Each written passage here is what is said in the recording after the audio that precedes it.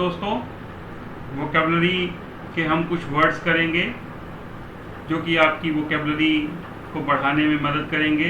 ये बहुत अच्छे वर्ड्स हैं, बहुत ही बढ़िया सोर्स से लिए गए हैं, रूटीन में बहुत काम आने वाले और काफ़ी आपको ये हेल्प करने वाले वर्ड्स हैं। तो आइए शुरुआत करते हैं। सीक पहला हमारा वर्ड है।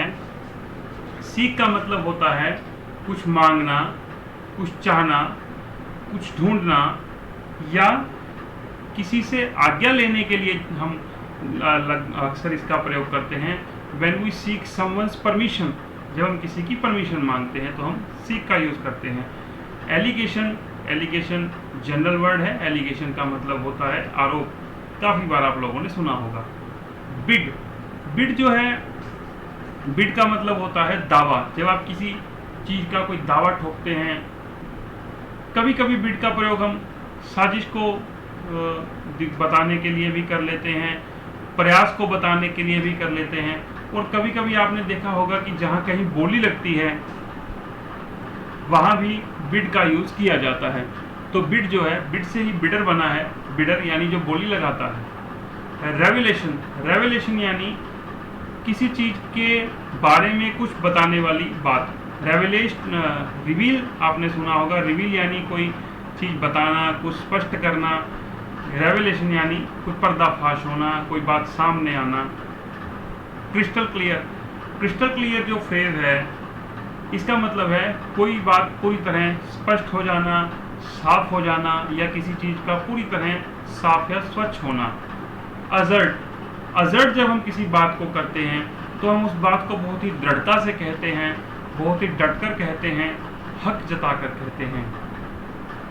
नेक्स्ट हमारा वर्ड है हिंडर यानी यहाँ ये वर्ब की फॉर्म है, यानी टू हिंडर, किसी काम में अड़चन पैदा करना, रुकावट पैदा करना।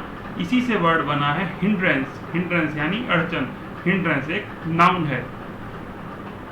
नेक्स्ट हमारा वर्ड है इंसिनुएशन यानी किसी पर कोई कटाक्ष करना, किसी के बारे में, किसी को किसी बात से इन्वॉल्व करने के लिए या उसका जुड़ाव बताने के लिए उसकी तरफ इशारा करना, या कोई ऐसा संकेत करना जिससे पता लगे कि आप किस पर आरोप लगा रहे हैं, तो उसको हम इंसिनुएशन कहते हैं।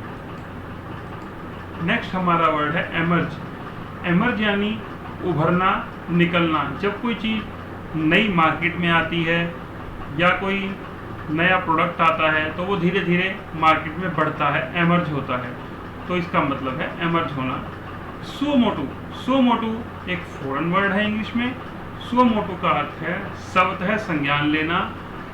अक्सर आपने देखा होगा कि आपको जब कोई न्याय किसी मामले में चाहिए हो तो आपको कोर्ट केस करना पड़ता है, या कहीं अपील करनी पड़ती है, या कहीं शिकायत करनी पड़ती है। लेकिन मान लो अगर वो विभाग उस मामले के बारे में अपने आप ही तहकीकात करे, अपने आप ही जांच करे, या अपने आप ही उसका पता लगाए, तो उसको हम कहते हैं कि एक सो मोटो एक्शन है, स्वतः संज्ञान लिया गया है, अपने आप ही उस विभाग ने उस बात को जानने की कोशिश की है। मैनिपुलेशन जब हम किसी चीज़ के साथ करते हैं तो मैनिपुलेशन का मतलब है छेड़छाड़, कोई तिकड़मबाजी या कोई चालाकी। इसका वर्ब मैनिपुलेट होता है। मैनिपुलेट यानी किसी चीज़ को छेड़छाड़ करके, यानी उसका कोई झूठी तस्वीर बनाना, जैसी वास्तविकता है उससे अलग कुछ करना। इम्परेटिव यानी अति आवश्यक।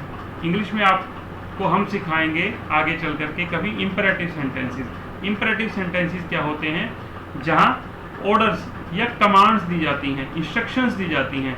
तो इम्परेटिव वो बड़ी ज़रूरी होती है क्योंकि कमांड्स को मानना, इसलिए इम्पेरेटिव का मतलब अति आवश्यक भी है। वो यानी प्रतिज्ञा करना, प्रण करना, संकल्प करना, शपथ लेना।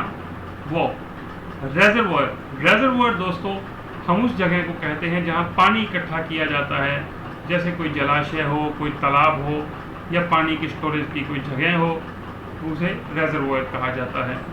रिसीड का मतलब है घटना, किसी धुआं का या किसी चीज़ का धुंधला हो जाना, या उसका कम नज़र आने लग जाना, या किसी चीज़ का असर कम हो जाना, या मान लीजिए कोई तूफान आया और अब वो धीरे धीरे कम हो रहा है उसका प्रभाव, तो वहाँ भी हम रिसीड का यूज़ करते हैं। लास्ट हमारा आज का वर्ड है ग्रेजुअली। ग्रेजुअली यानी धीरे धीरे, या हम कहें कि हम इसे कई बार इंटरचेंजेबली सिक्वेंसली के साथ भी यूज़ कर लेते हैं, यानी एक क्रम से। जब क्योंकि चीज़ें स्टेप टू स्टेप होती हैं तो नेचुरली वे धीरे धीरे होती हैं, वे अपने स्टेप्स को फॉलो करके होती हैं। तो इस तरह ग्रेजुअली का मतलब है कोई काम धीरे धीरे होना, या एक के बाद ही काम होना। जब आप उसके स्टेप्स को स्किप ना कर पाएँ तो हम उसको बोल सकते हैं कि ये काम ग्रेजुअली हो रहा है। नमस्कार दोस्तों, इसी के साथ बहुत बहुत धन्यवाद आपका, आपने वीडियो को देखा। अगर आपको वीडियो पसंद आया तो आप इसे लाइक करें, शेयर करें और चैनल को सब्सक्राइब करें। Thank you.